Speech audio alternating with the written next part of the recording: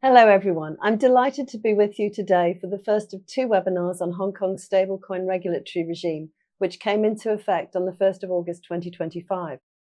In today's webinar, I'm going to focus on the licensing regime under the Stablecoins Ordinance, which will cover the scope of the licensing regime, including the types of stablecoins and stablecoin activities it applies to, as well as the eligibility criteria for licensing and the continuing obligations of licensed stablecoin issuers. In the next stablecoin webinar, I'm going to be looking at the anti-money laundering and counter-terrorist financing obligations of licensed stablecoin issuers, the regulatory restrictions on offering stablecoins, and the various offences that may be committed under the Stablecoins Ordinance. The foundation for this new legal framework was established through a public consultation process led by the Financial Services and Treasury Bureau, FSTB, and the HKMA, the Hong Kong Monetary Authority. It's an integral component of the Hong Kong government's strategic vision to cultivate a dynamic virtual asset sector, as outlined in its October 2022 policy statement on the development of virtual assets in Hong Kong. The Hong Kong Stablecoins Ordinance came into effect on the 1st of August 2025, making Hong Kong one of the first jurisdictions to implement stablecoin regulation.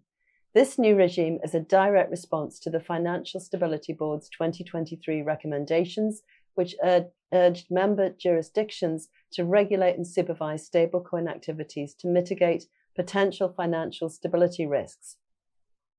The FSTB considers stablecoins, particularly those pegged to fiat currencies, to have the potential for widespread adoption as a payment method.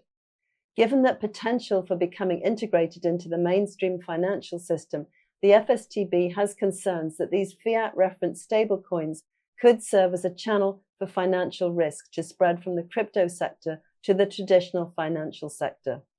The HKMA does not publish a list of stablecoin license applicants, but according to press reports, the HKMA received 36 license applications before the end of September 2025. The Stablecoins Ordinance applies to a specific subset of stablecoins, which the Ordinance refers to as specified stablecoins. The legal definitions of both stablecoin and specified stablecoin are set out in the Ordinance. Section 3 of the Ordinance defines a stablecoin as a cryptographically secured digital representation of value that meets several criteria. It must function as a unit of account or store of economic value, and must be used or be intended to be used as a medium of exchange that is accepted by the public for paying for goods or services, settling debt or investment. Additionally, it must be capable of being transferred, stored, or traded electronically and operate on a distributed ledger or similar repository. The defining characteristic of a stablecoin, which distinguishes it from other virtual assets, is that it must have the explicit purpose of maintaining a stable value by reference to a specific asset or a pool or basket of assets. The key definition is that of specified stablecoin, which is defined in Section 4 of the Ordinance as a stablecoin that purports to maintain a stable value by referencing one or more official currencies. Official currency for these purposes means a currency issued by a government, central bank, monetary authority, or an authorized note issuing bank of a jurisdiction. The HKMA has the power to extend this definition by specifying other units of account, stores of economic value, or digital representations of value that, if referenced by a stablecoin, would bring it within the definition of specified stablecoin. Currently, however, only stablecoins that are pegged to an official currency or currencies, which are commonly referred to as fiat-referenced currencies, are within the definition of specified stablecoin. The legislation does not therefore regulate commodity-linked stablecoins, such as gold-linked stablecoins. It's equally important to understand what the Ordinance explicitly excludes to avoid any regulatory overlap. The definition of stablecoin excludes tokens that are already regulated under other Hong Kong ordinances, such as those that constitute securities or futures contracts under the Securities and Futures Ordinance or deposits under the Banking Ordinance. Tokens issued by central banks or governments, such as central bank digital currencies, CBDCs, are also outside this definition, as are limited purpose digital tokens like customer loyalty or reward points and in-game assets.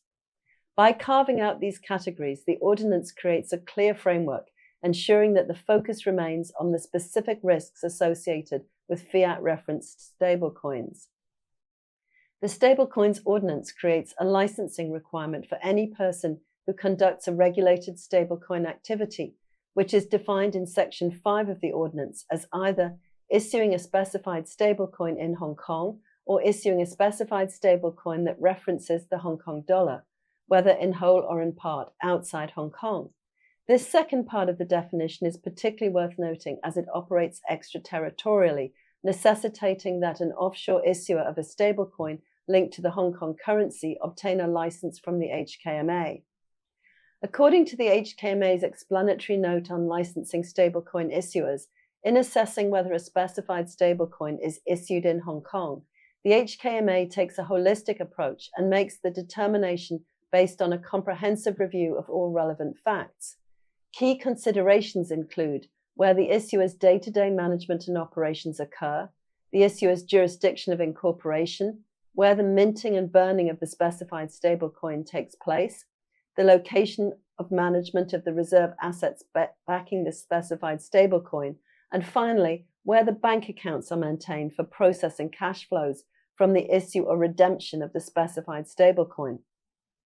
It's an offence under Section 8 of the Stablecoins Ordinance to conduct a regulated stablecoin activity or to hold oneself out as doing so without being licensed by the HKMA. The offence carries maximum penalties of 7 years imprisonment and a 5 million Hong Kong dollar fine, plus a daily fine of 100,000 Hong Kong dollars for every day the offence continues. A person is regarded as holding themselves out as conducting a regulated stablecoin activity if they actively market in Hong Kong or elsewhere to the Hong Kong public that they carry on an activity that, if carried on in Hong Kong, would constitute a regulated stablecoin activity. This provision effectively prohibits offshore specified stablecoin issuers from actively marketing their offshore issue of specified stablecoins to the Hong Kong public unless they're licensed by the HKMA. It's important to note here that active marketing to the Hong Kong public includes active marketing to any class of the Hong Kong public, and so active marketing to a group of potential investors could be within the scope of this provision. In determining whether a person actively markets to the Hong Kong public, the HKMA will take a holistic approach, considering factors such as the language used in marketing messages and whether the person's website uses Chinese, whether the messages are targeted at Hong Kong residents, the use of a Hong Kong domain name, and whether the person has a detailed marketing plan for promoting the activity it conducts. In terms of the eligibility criteria for licensing, the Ordinance sets out extensive and robust criteria that must be met to obtain a stablecoin issuer license. These provide a high bar for licensing and are aimed at ensuring financial stability in the Hong Kong market, preventing money laundering and setting high standards of investor protection. Schedule 2 to the Stablecoins Ordinance sets out the minimum criteria that must be met by licensed stablecoin issuers on a continuing basis. Under Section 15.3 of the Ordinance, the HKMA will only grant a stablecoin issuer a license to an applicant if it is satisfied that the applicant will meet the minimum criteria when licensed. These criteria apply on a continuing basis after an issuer becomes licensed, and failure to comply with any of them is a ground for revocation of the issuer's license. While Schedule 2 of the Ordinance sets out the minimum criteria, the HKMA's detailed guidance on how stablecoin issuers should meet these criteria are set out in the HKMA's Guideline on Supervision of Stablecoin Issuers and Guideline on Anti-Money Laundering and Counter-Financing of Terrorism, which I'll refer to going forward as the Supervision Guideline and AML-CFT guidelines, respectively. Regarding incorporation, under Section 14 of the Stablecoins Ordinance, a licensed applicant must be a company incorporated in Hong Kong or an authorised institution regulated under Hong Kong's banking ordinance that is incorporated outside Hong Kong. An overseas entity that is not an authorised institution that wants to issue specified stablecoins in Hong Kong would need to set up a Hong Kong subsidiary to apply for a stablecoin issuer license. In terms of financial resources, specified stablecoin issuers have a general obligation to ensure they have sufficient financial resources and liquid assets to sustain their business, meet their financial obligations, and fund an orderly wind down in the event of ceasing operations. In addition, issuers other than authorized institutions must have minimum paid-up share capital of 25 million Hong Kong dollars or its equivalent in a freely convertible currency, as set out in Section 4 of Schedule 2 to the Stablecoins Ordinance. These requirements do not apply to authorized institutions, which must instead comply with the requirements of the Banking Ordinance and relevant guidance. According to the Supervision Guideline, issuers' liquid net assets should be funded by equity rather than by loans, guarantees, or similar borrowings, and issuers should take into account their projected as well as historical operating costs when assessing sufficiency. Additionally, issuers' financial resources that are maintained to meet the requirements of Schedule 2 to the Stablecoins Ordinance must be used solely for the stablecoin issuer's business activities and must not be diverted to dealings with its related parties, such as its shareholders, directors, affiliated companies, or senior management. Under the minimum criteria, controllers, chief executives, directors, and managers of a licensed issuer must meet strict fit and proper standards. A controller is defined in the Stablecoins Ordinance as including a person who alone or with their associates can exercise or control the exercise of 10% or more of the voting rights of the issuer or its holding company in general meeting, and a person in accordance with whose directions the majority of the issuer's directors are accustomed to act. Issuers that are authorized institutions are also required to appoint a stablecoin manager who is similarly subject to fit and proper standards. There is, however, no requirement for issuers that are not authorized institutions to appoint a stablecoin manager by virtue of Section 36(1) of the Stablecoins Ordinance. The minimum criteria of Schedule 2 also require officers of the issuer who are responsible for its day-to-day management and operations to have relevant knowledge and experience to execute their functions effectively. The standards of fitness and propriety are set out in the Supervision Guideline and require an assessment firstly of the person's reputation and character, including any criminal record, particularly for fraud, dishonesty, or financial malpractice, and whether their past business conduct has been deceitful or improper in any way. Secondly, the person's knowledge, experience, competence, and soundness of judgment must be considered. This requires an evaluation of the individual's specific knowledge, qualifications, training, and proven experience in similar roles, with a focus on a demonstrated history of sound decision-making in their exercise of their responsibilities. Thirdly, a clear record of regulatory compliance is required. The assessment must investigate any history of non-compliance with non-statutory codes, as well as any disciplinary actions imposed by professional bodies or regulators, whether in Hong Kong or elsewhere. Fourthly, the individual's professional track record in leadership roles must be examined and should involve a detailed review of their tenure as a controller, director, chief executive, or manager of any entity that has been subject to regulatory censure, investigation, license revocation, winding up, or insolvency proceedings. In these cases, the seriousness of the circumstances, the extent of the individual's personal involvement, the passage of time, and their subsequent conduct are all mitigating factors to be weighed.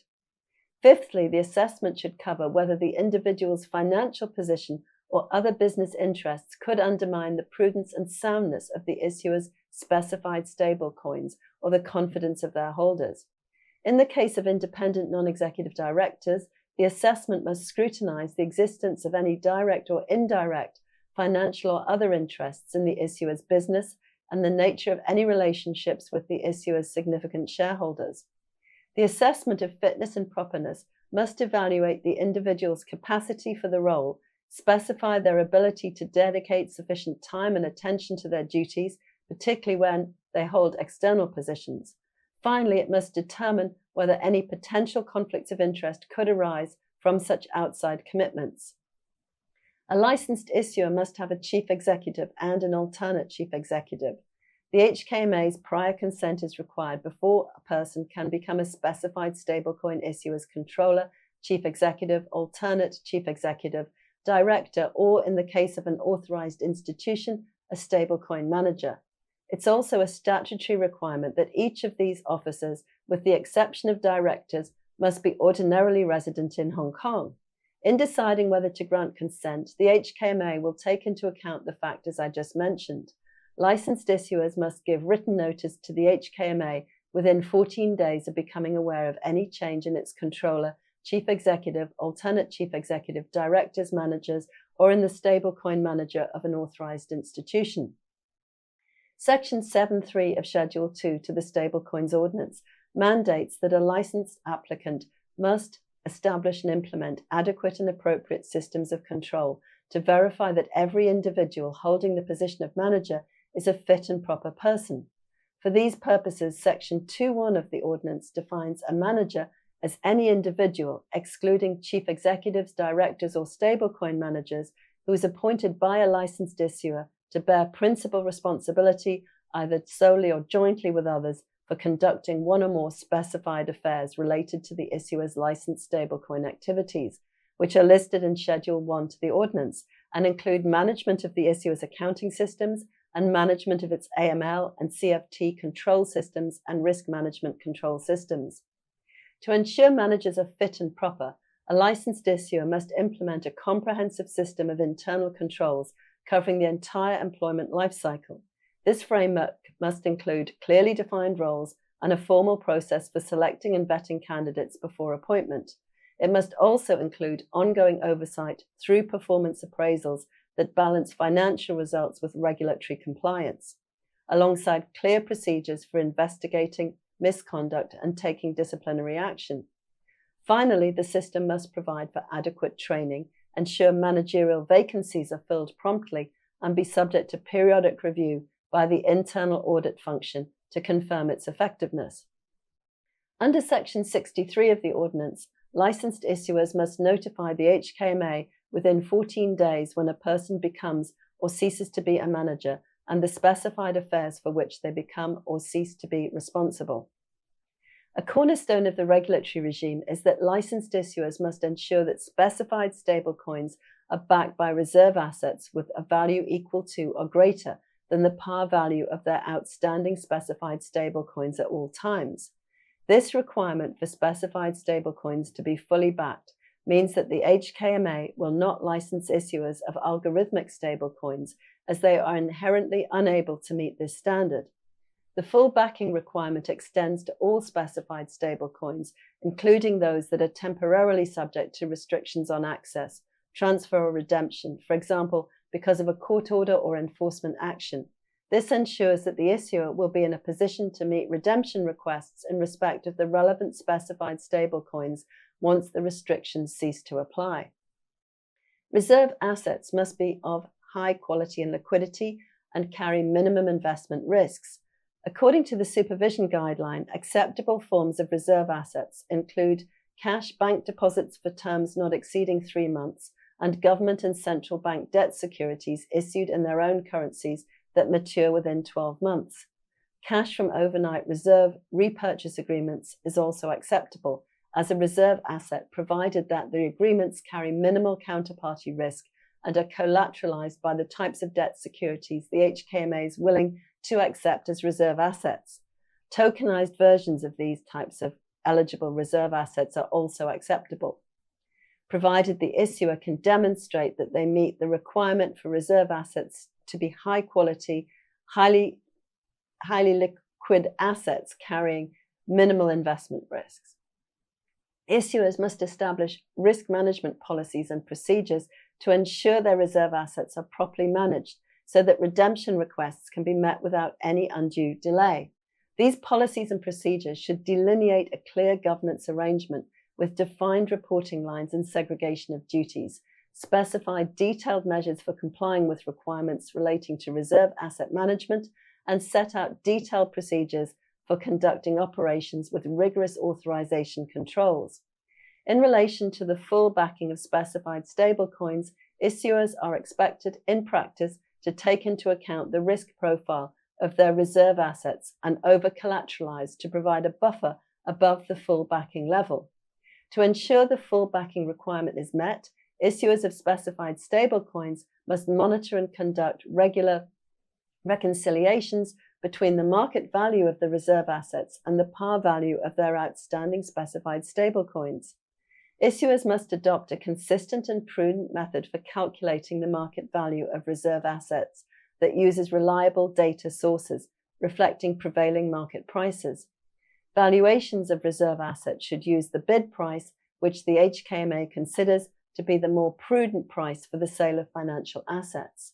A consistent approach is also required for calculating the par value of outstanding specified stablecoins, and issuers must ensure that their method of calculating the par value of their outstanding specified stablecoins is consistent with their method of calculating the market value of their reserve assets.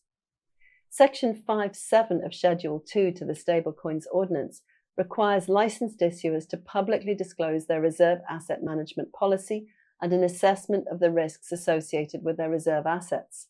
They must additionally disclose the composition and market value of their reserve assets and the results of regular independent attestations and audits of their reserve assets. These requirements are elaborated on in the Supervision Guideline, which requires issuers to prepare daily statements of the par value of their outstanding specified stablecoins and the market value and composition of their reserve assets. Unless otherwise agreed with the HKMA, this information must be reported to the HKMA weekly and published on issuers' websites in a prominent position. The Supervision Guideline additionally requires licensed issuers to appoint a qualified independent external auditor acceptable to the HKMA to regularly attest to the market value and composition of their reserve assets, the par value of their outstanding specified stablecoins, and whether their reserve assets are sufficient to fully back the par value of the outstanding specified stablecoins as of the last day of the period covered by the attestation report and as of at least one randomly selected business day during that period. The frequency of attestation is a matter to be agreed between the stablecoin issuer and the HKMA. The attestation report must be submitted to the HKMA within 1 month of the last business day covered by the report and published on the issuer's website. The annual audit of a licensed stablecoin issuer is also required to cover its reserve assets.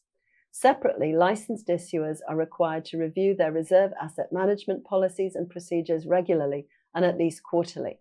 The policies and procedures and any material changes to them must be approved by the issuer's board. Issuers are additionally required to conduct regular audits to determine whether their reserve assets are being managed in compliance with their internal policies and procedures and the applicable regulatory requirements. The audit results must be reported to the HKMA, and the audit report should be provided if requested by the HKMA.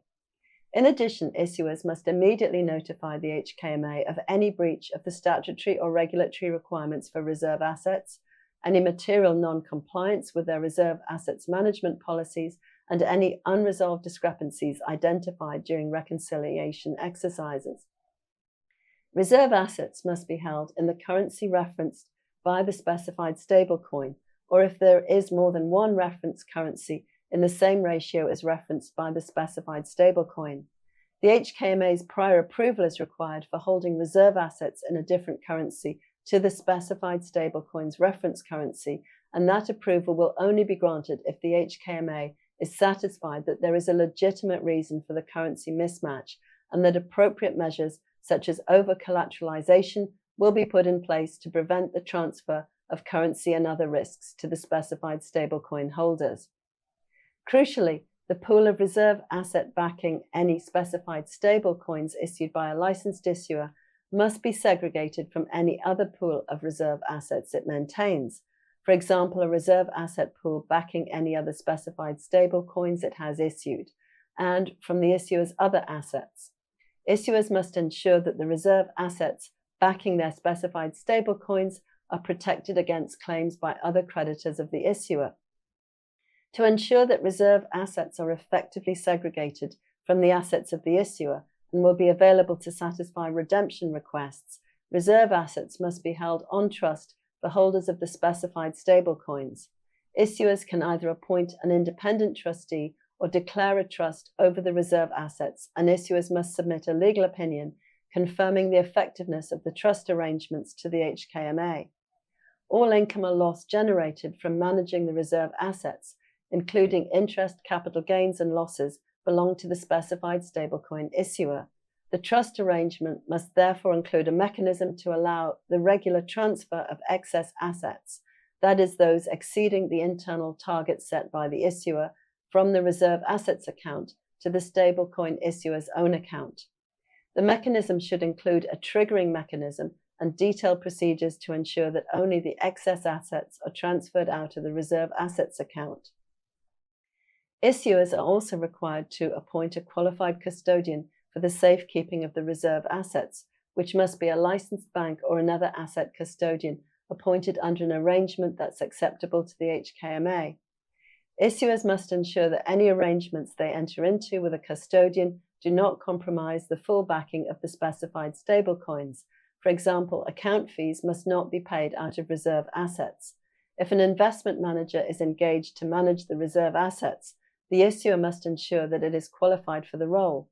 In particular, when conducting risk assessments and due diligence on a prospective custodian and/or investment manager, as required by the supervision's guidelines, provisions on third-party risk management, which I'll discuss later, the issuer must take into account its size, capabilities, expertise, track record, reputation, and Hong Kong presence.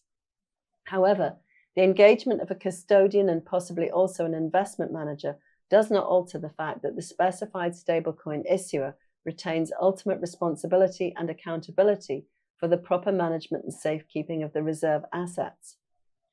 One of the regime's key investor protection provisions is that specified stablecoins must be redeemable by their holders for their full face value in the reference currency of the specified stablecoins, or in the same ratio as referenced by the specified stablecoins if there's more than one reference currency.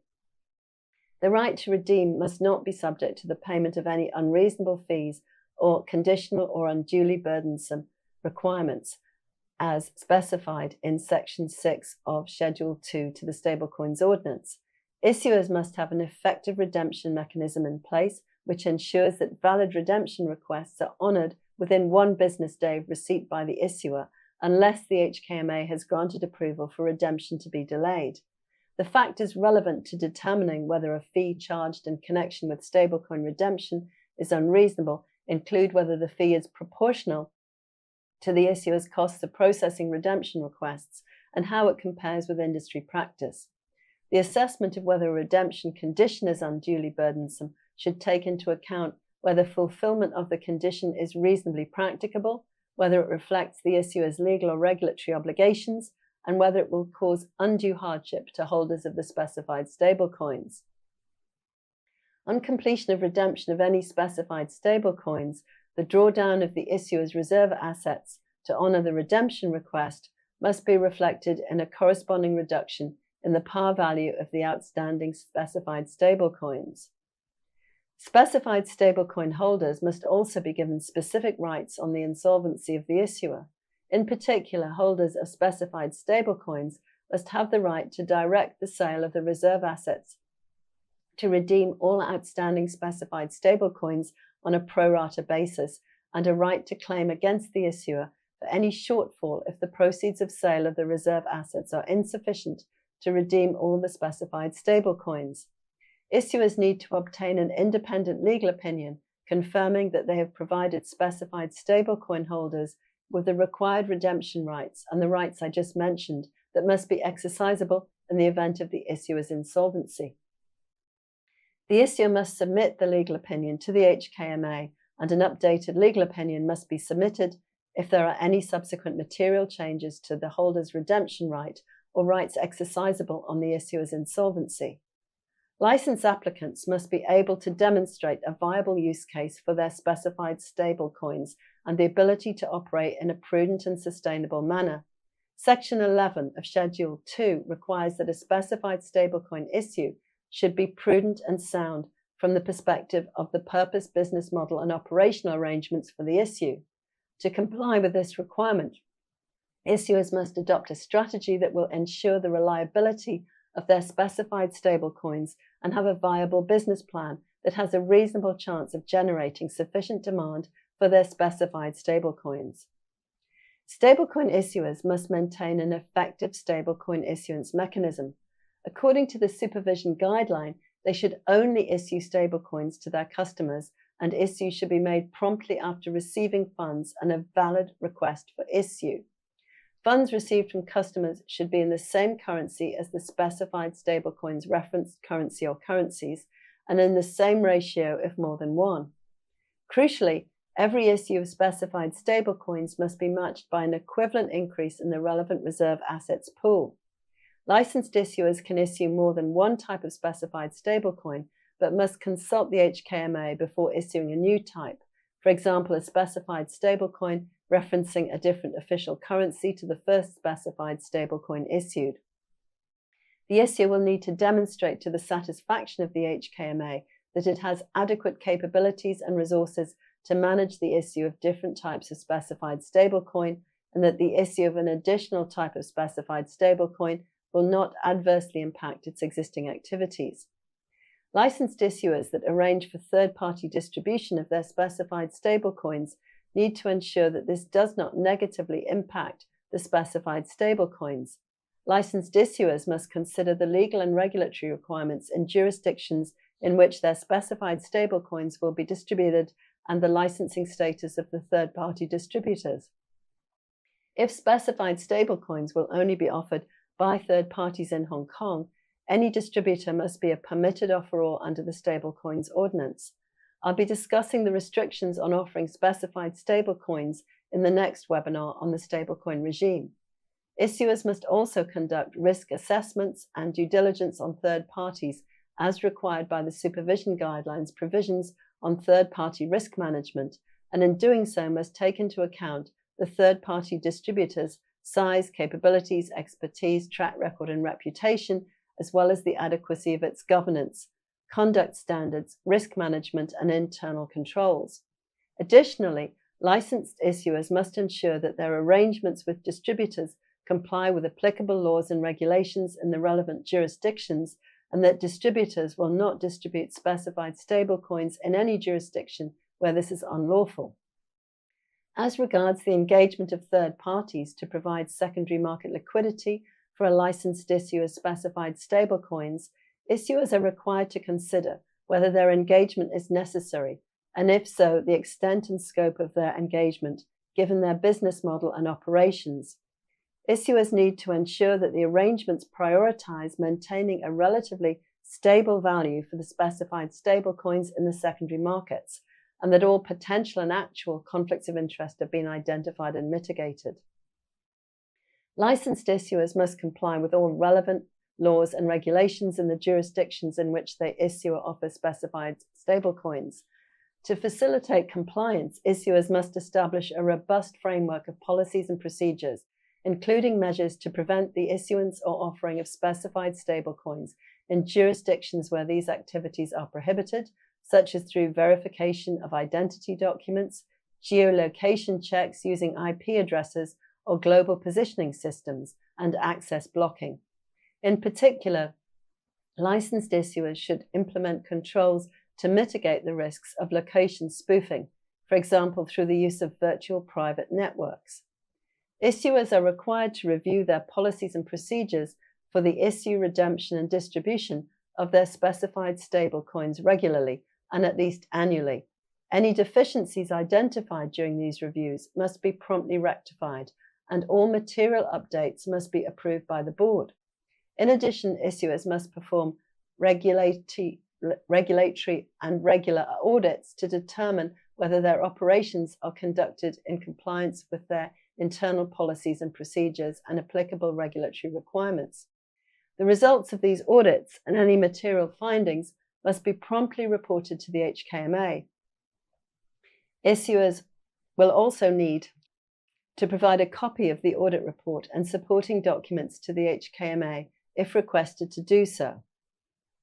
Issuers will also need to provide a copy of the audit report and supporting documents to the HKMA if requested to do so. Issuers must immediately report to the HKMA any breach of the statutory or regulatory requirements relating to the issue, redemption, or distribution of specified stablecoins, and any material non-compliance with the licensed issuer's issue, redemption, and distribution policies, including any that are due to third-party arrangements. Licensed specified stablecoin issuers are prohibited from paying interest on specified stablecoins or allowing others to do so by Section 15 of Schedule 2 to the Stablecoins Ordinance. For these purposes, interest includes any profit, income, or other return payable to holders based on how long they've held the specified stablecoin or its par or market value. Issuers can, however, offer marketing incentives that do not amount to interest payments. The issue of specified stablecoins must be the principal business of a licensed issuer, and issuers must have dedicated and sufficient resources to conduct their licensed stablecoin business. The prior consent of the HKMA must be obtained before a licensed specified stablecoin issuer conducts any business activity other than issuing specified stablecoins.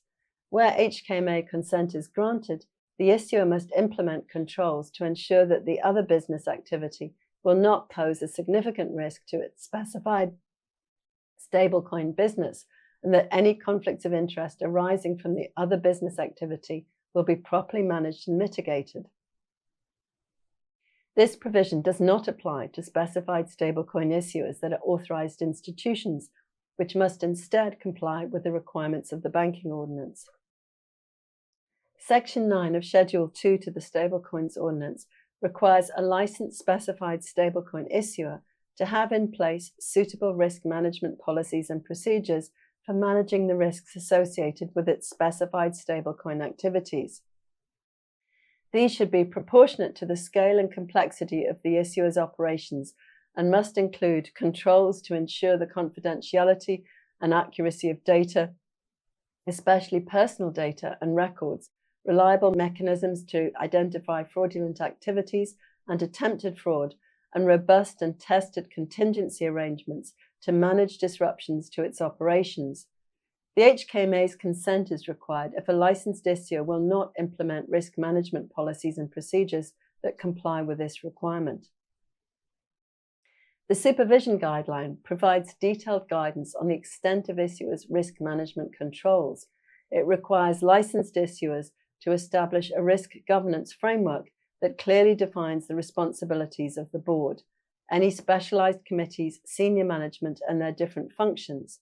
The framework should enable the board and senior management to put in place a sound business strategy, monitor the issuer's adherence to its risk appetite and risk limits, and identify, measure, manage, and control risks.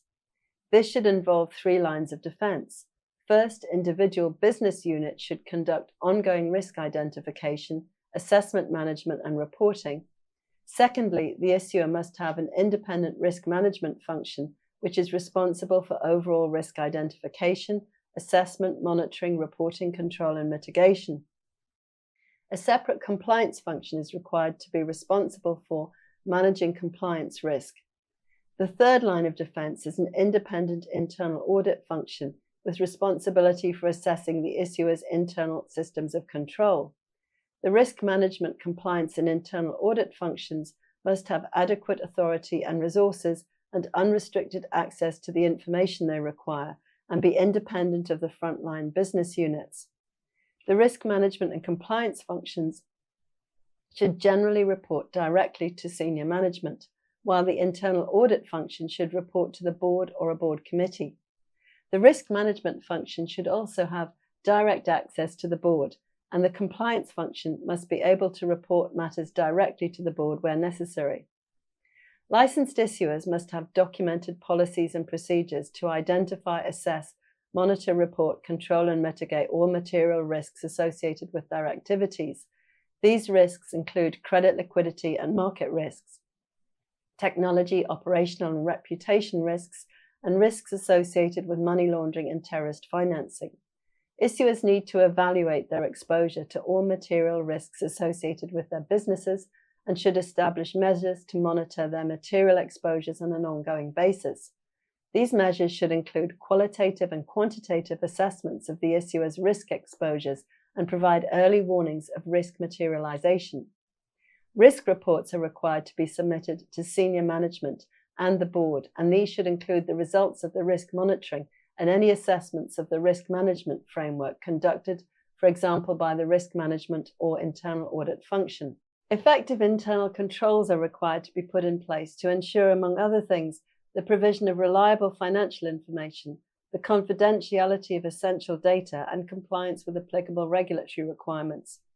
The internal control framework must address all material risks and contain suitable policies and procedures for managing or mitigating those risks. The issuer's risk management framework and its key procedures and any material changes to them must be approved by the board. The risk management framework should also establish procedures for monitoring compliance with the issuer's internal controls and define the consequences of non-compliance.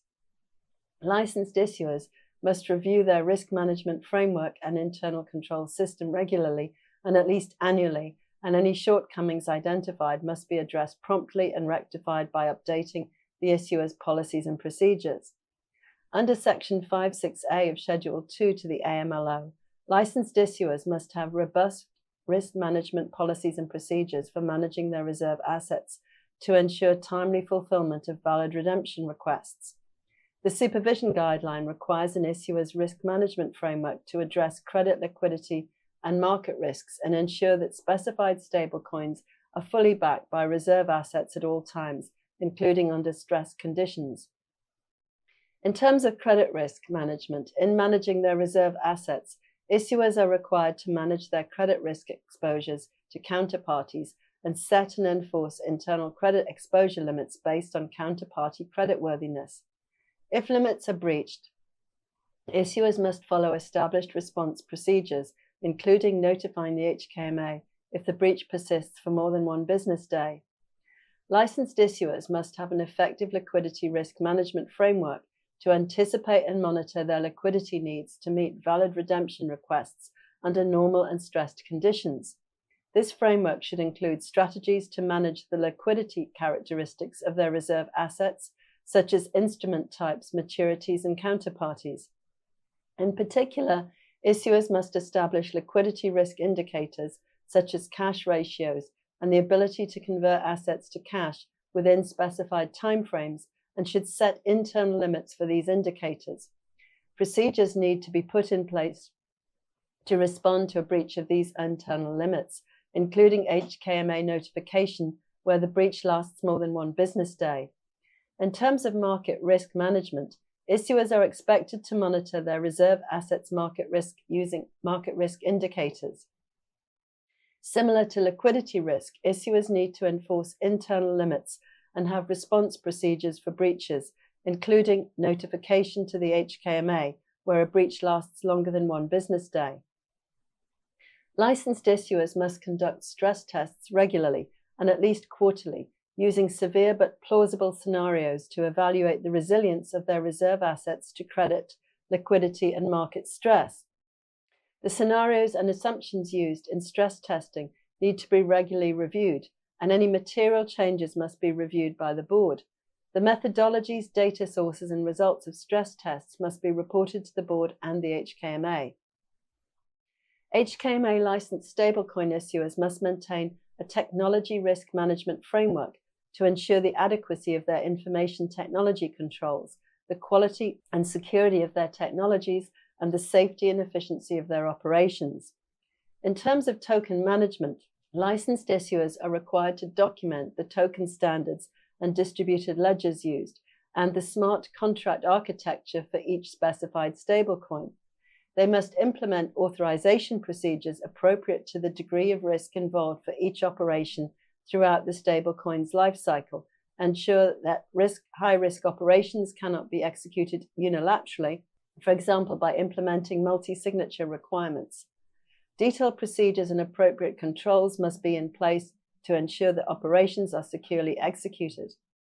Consideration should be given to imposing additional security measures such as velocity limits on transactions, restrictions on issuing specified stablecoins except to whitelisted wallet addresses, and time locks for certain operations to ensure that operational execution is robust and secure. Licensed issuers must only authorize suitably screened and trained staff to execute operations, and operations must be segregated among different staff members to provide checks and balances. Licensed issuers must also conduct comprehensive assessments of the robustness of the distributed ledgers on which specified stablecoins will operate by reference to factors including their security infrastructure, such as the cryptography used, and their resilience to attacks. Issuers are also required to appoint a qualified third party to audit the smart contracts at least annually, and whenever there are smart contract upgrades. Stringent controls are required to be put in place to cover the full life cycle of cryptographic keys, from generation to usage to destruction. Higher security standards are required for significant seeds and/or private keys involved in the deployment or upgrade of smart contracts in relation to stablecoins, role management, and operations that materially affect the stablecoin's supply. The Stablecoins Guideline sets out the HKMA's detailed expectations on the controls to be implemented for each aspect involved in wallet and private key management, including hardware and software management, key generation and distribution, key storage and inventory, key usage, rotation and destruction, and key compromise, backup, and recovery. In particular, licensed issuers must ensure that all hardware and software involved in wallet and private key management is secure and reliable. Cryptographic seeds must be generated using robust cryptographic algorithms that ensure randomness and prevent copying. The generation or derivation of private keys from seeds must occur in the same way. Seeds and private keys must be generated in a secure environment, such as a hardware security module. Generation of significant seeds and private keys should occur offline in an air-gapped environment and have physical security controls in place. Licensed issuers are required to implement policies and procedures governing information management. In particular, they must ensure that sensitive information is encrypted using strong and widely recognized encryption standards, both during storage and transmission. This includes implementing end-to-end encryption protocols to protect data from theft, unauthorized access, and modification when it's being transmitted to or from the issuer's systems. As regards information retention and disposal, issuers must only collect and retain information that is strictly required for the conduct of their business, and access to this information must be restricted to individuals with a legitimate need to know. Issuers must have an information retention and disposal policy that limits the amount of information kept and the period for which information is retained, which reflects applicable legal and regulatory requirements and operational needs. It must also include procedures for the secure deletion of information that's no longer required. Licensed issuers are required to have policies and procedures in place to manage their operational risks. They must additionally put in place policies for managing risks associated with third-party arrangements. Issuers must conduct thorough due diligence on third parties covering the quality of their services or operations, financial stability, reputational and technical capabilities to ensure that the services or operations they provide will meet the required performance standards and comply with applicable regulatory requirements. Issuers are also required to continuously monitor third parties' operations and conduct regular risk assessments to ensure that material risks arising from their arrangements with third parties are addressed. Issuers must ensure that third-party arrangements do not prevent the authorities, including the HKMA or the issuer's auditors, from accessing data relevant to the issuer. Issuers should also implement procedures to ensure that third-party arrangements comply with the Personal Data Privacy Ordinance and relevant codes of practice and guidelines. Material third-party arrangements, including arrangements for the custody of reserve assets, distribution of specified stablecoins, and provision of critical IT services, must be notified to the HKMA before they commence. In terms of disclosure obligations, licensed stablecoin issuers must publish a white paper for each specified stablecoin they issue, containing comprehensive information about the stablecoin. White papers must be published on issuers' websites in a reasonably prominent position and written in non-technical language where possible. The required contents for white papers include general information about the issuer and detailed information about the specified stablecoin, including the arrangements for the management of the reserve assets. A white paper must also disclose information about holders' rights to redeem, including the redemption process and time frame, and any applicable redemption fee or condition. The terms and conditions of a specified stablecoin must be included in the white paper and must cover the arrangements for issue and redemption during exceptional circumstances, such as hard forks, and details of the transfer mechanism for the specified stablecoin, given the operations of the underlying distributed ledger.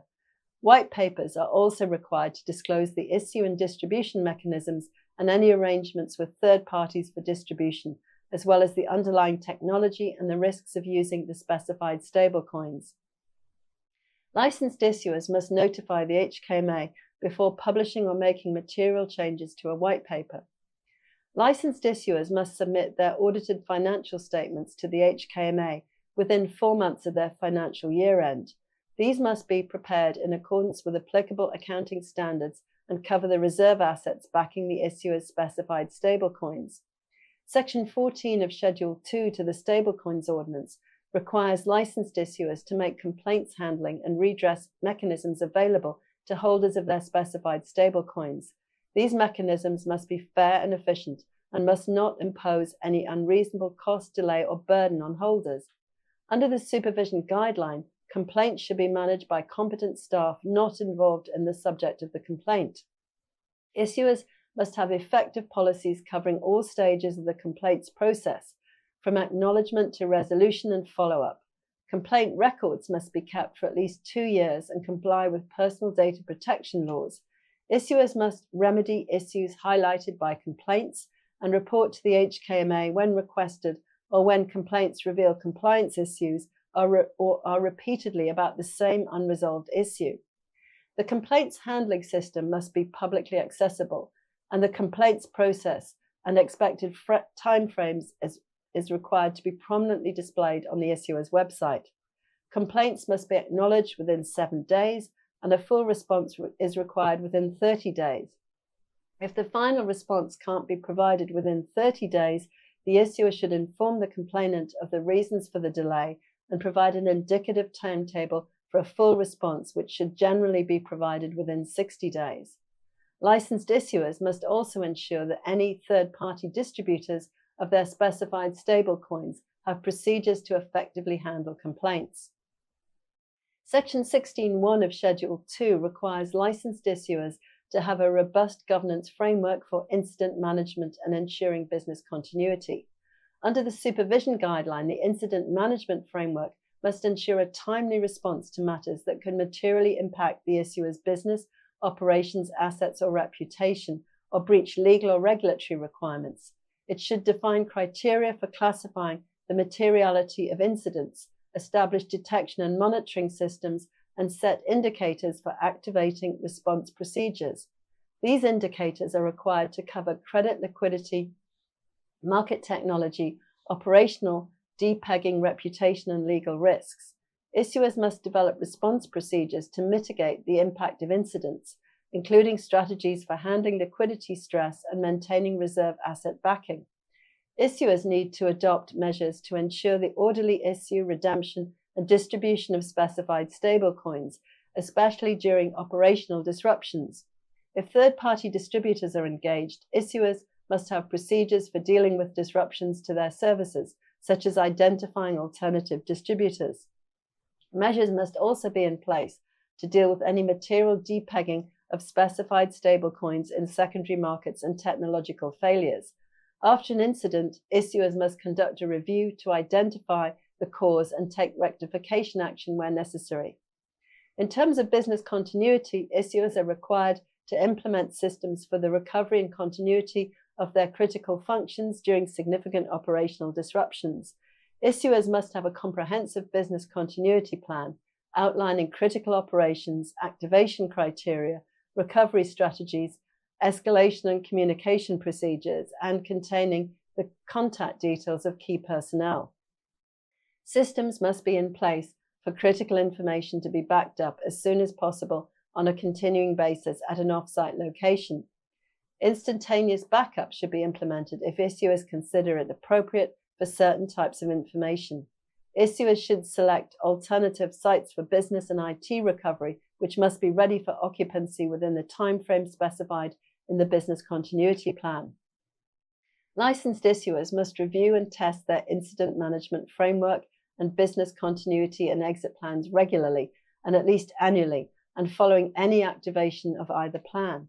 Any deficiencies identified during a review or test should be reflected in amendments to the framework or plan, which must be approved by the board. Issuers also need to conduct regular audits to assess whether any execution of their incident response procedures and business continuity recovery strategies comply with their framework and plans and applicable requirements. The results of an audit and its material findings must be reported to the HKMA promptly.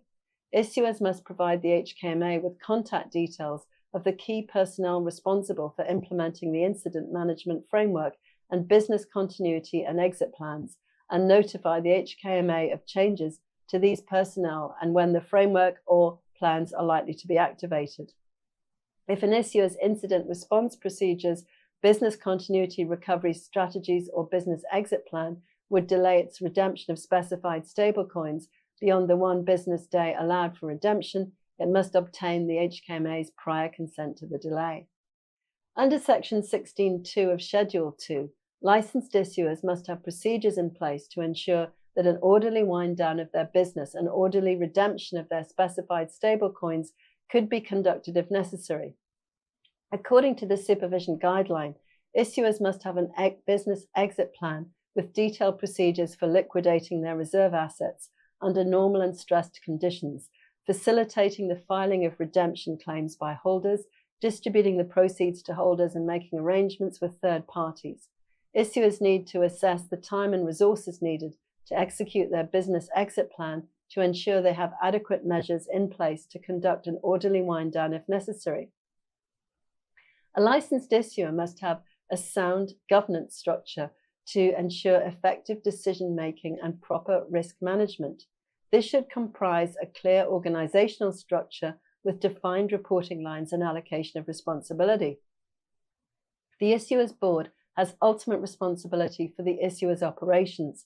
Independent non-executive directors should make up at least 1/3 of the board. As I mentioned earlier, licensed issuers are also required to have independent compliance and audit functions. Stablecoin issuers are required to establish a code of conduct setting out the standards of conduct expected of their directors, senior management, and staff. This should expressly prohibit conduct that could result in the stablecoin issuer breaching its obligations under the Stablecoin Ordinance or conflicts of interest. The board is also responsible for implementing a remuneration policy. There are additional continuing obligations for licensed issuers under the Stablecoins Ordinance, including a requirement under Section 23 for a licensed issuer to display its license number on all advertising materials relating to its stablecoin activities and on any consumer-facing software applications. This transparency measure is designed to protect the company and distinguish regulated entities from unlicensed operators. Failure to comply with this obligation is an offence. Licensed issuers also have significant reporting duties to the HKMA and should appoint designated staff for communicating with the HKMA. They must report to the HKMA immediately if they're likely to become unable to meet their obligations, or insolvent, or about to suspend payments as specified in Section 25 of the Stablecoin Ordinance. Any change to an issuer's address must be reported to the HKMA within 7 days under Section 26, while Section 27 requires a stablecoin issuer to report any material change that could affect its ability to meet any of the minimum criteria under Schedule 2 or its compliance with any condition attached to its license or otherwise affect its licensed business activities. These obligations ensure that the HKMA has real-time insight into the financial health and operational integrity of its licensed issuers, enabling it to act preemptively if risks arise. An annual license fee of 113,020 Hong Kong dollars is payable within 14 days of the effective date of an issuer's license and annually on or before each anniversary of that date. So that brings me to the conclusion of this webinar. Thank you again, and bye.